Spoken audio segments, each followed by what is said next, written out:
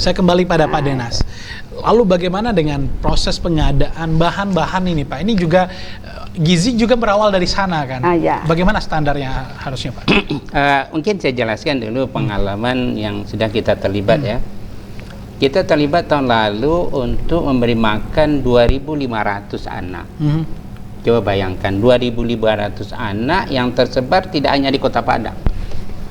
Waktu itu dihandle oleh satu UMKM yang handle itu. Karena ketentuannya harus hanya satu, tidak boleh dua. Nah, ini juga begitu. Ini 3.500 hanya satu batalion. Satu mitra, satu SPPG. Jadi tidak boleh banyak, hanya satu bisa saja. UMKM juga masuk, Pak? UMKM itu masuk, misalnya ya, dia masuk UMKM ini bisa dia kan masuk apakah penyelenggara, bahan-bahan atau bahan, dua berbeda itu. Dua berbeda ya. Nah, pengalaman kita dengan UMKM yang lalu memasuk untuk 2.500. Apa peranan kita akademisi? Akademisi memastikan standar gizinya. Ya, standar gizi apa betul mencukupi untuk 30%. Kemudian bagaimana namanya kita lakukan uji organoleptik. Organoleptik itu adalah rasa, tekstur, warna, ya, rasa. Itu organoleptik. Kita lakukan pengawasan itu. Nah, kemudian bagaimana keamanan pangannya? Untuk didistribusikan harus dalam kondisi panas. Apa yang mereka lakukan MKM itu dia packing dalam menggunakan foil. Aluminium foil. Ya, aluminium foil. Ya, dimasukkan pada yang besar, kemudian ada kotaknya, nanti itu yang dibagikan. Nah, kemudian akan sampai pada jam yang ditentukan. Itu kami minta waktu itu jam 10. Ya. Itu bagian dari keamanan pangannya. Ya. Nah, kemudian bagaimana sampai di sana? Sampai di sana kita sudah siapkan dengan anak SD dengan gurunya bahwa harus bersih-bersih, harus menyiapkan tempat cuci tangan, dan malah kita ajarkan di situ berdoa dulu, dan kita batasi jangan mengganggu waktu belajar. Maka kita batasi bahwa makan itu tidak lebih dari 1 jam, mulai dari persiapan sampai selesai. Nah, kemudian juga kita catat alergi. Ada enggak anak-anak yang alergi dengan makanan, alergi dengan telur, alergi dengan susu, alergi dengan udang dan sebagainya. Itu bagaimana, catat. Pak? Teknisnya nanti di lapangan tuh? Di lapangan yang lalu kita lakukan, dan ini juga akan diminta daripada dari awal diminta pada guru, adakah anak-anak kita yang alergi terhadap makanan, misalnya dengan udang, di list, kirimkan ke kami. Nah, itu kita artinya ada varian juga ya, Pak, nantinya? Varian ada varian lauknya gitu. Menunya. Iya, itu disusun. Menu itu dia menggunakan siklus loh, Pak. Ada siklusnya. Ya, anak misalnya membuat, kalau siklus kita kenal di gizi itu siklus 10 hari. Kenapa 10 hari? Kalau dibuat 7 hari anak tahu. Hari Senin ini juga. Jadi dia dibuat sedemikian rupa siklusnya dengan jenis zat gizinya itu. Yang selama ini ya, mudah-mudahan apa yang kita lakukan pengalaman tahun lalu dan juga tahun kemarin kita gunakan satu UMKM juga, tapi melalui sekolah.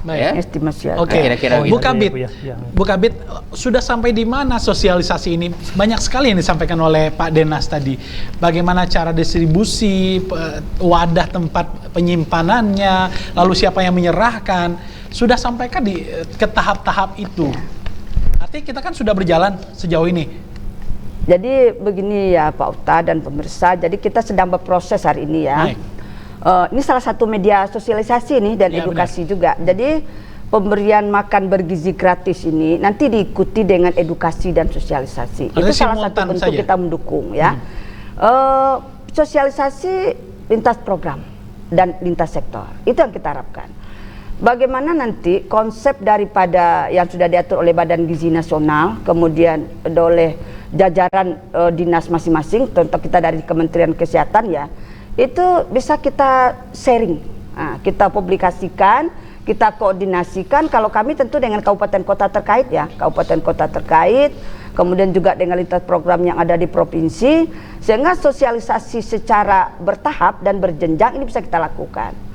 kepada masyarakat sebetulnya ini menjadi target edukasi gizi kita juga ya, target tentu ini menjadi harapan kita nanti teman-teman puskesmas ya, baik melalui jajaran di bawahnya dia punya posyandu, dia punya kader dasawisma, dia juga punya kader posyandu, bagaimana program makan bergizi gratis ini menjadi program kita bersama. Sosialisasi mungkin tidak hanya di tingkat kabupaten, tidak hanya di tingkat puskesmas, tapi juga ke tingkat posyandu yang ada di bawah-bawah. Itu yang kita harapkan. Karena kita punya jajaran, jejaring sampai ke wilayah akar rumput nih Pak Okta. Baik. Jadi kita yakin sepanjang konsepnya sama oleh kita, persepsi kita bagus, sosialisasi ini mungkin akan didukung oleh banyak kader posyandu. Baik, Ah, oke. ya. Tadi sempat dicontohkan Mas Zikri oleh Pak Denas, bahwasannya kalau yang sudah berjalan sebelum itu dikooptasi oleh satu mitra vendor saja ya Pak Denas ya. Iya, satu vendor Apakah aja. ini cukup baik juga kebijakan ini diambil kalau ini diterapkan di MBG ini, Bang? Ya, artinya tentu sudah melalui perhitungan ya, Pak ya. Kita melihat apa yang distandarkan oleh pemerintah dalam panduan yang ada itu tentu sudah melalui kajian-kajian yang menurut saya itu sudah cukup dalam, sehingga bisa disimpulkan. Nah, yang menjadi persoalan adalah pelaksanaannya ini. Ya. Nah, ini tantangan ya. Kalau kita persoalan, kita nggak optimis lagi nih ya, tantangan. Kalau tantangan, insya Allah dengan dengan niat yang tulus dan juga kerja keras, insya Allah itu bisa diatasi. Nah, tadi saya menyinggung tadi apa yang disampaikan Bapak, ternyata ada juga tidak hanya bicara UMKM, gizi, tapi juga ada perubahan perilaku tadi Pak ya. Perubahan perilaku dari anak-anak mencuci tangan. Ini kan juga ini. Edukasi itu Pak. Ya, edukasi artinya ada nilai positif juga ini. Sekaligus ya kita memberikan makan gizi gratis, tapi juga ada edukasi untuk perubahan perilaku, bagaimana hidup Berdoa. sehat ya, bersih gitu ya. Ya. Berdoa Ya. juga di sini. Nah, artinya Cuci tangan pakai sabun dulu cuci sebelum sabun, makan ya. gitu. Nah, kadang-kadang kan mohon maaf anak-anak kita ya di sekolah ini kadang-kadang kita kan juga melihat bagaimana anak itu kalau makan sudah mereka bermain, terutama anak-anak usia sekolah dasar gitu ya, tidak cuci tangan gitu ya. Nah, ini kan ada sisi positifnya dengan adanya program ini, setidaknya itu bisa lebih masif kita bagaimana kebijakan ini bisa merubah perilaku anak-anak untuk lebih positif, peduli kesehatan ya. Ini salah satu poin yang menurut saya nilai plus dari kebijakan makan bergizi gratis ini. Nah, nantinya kita harapkan ya dengan ada kebijakan ini ada inovasi-inovasi yang muncul. Berikan juga ruang untuk itu ya. Bagaimana nih kearifan lokal bisa juga dilibatkan. Kita ada nagari, kita ada bundo kanduang gitu ya.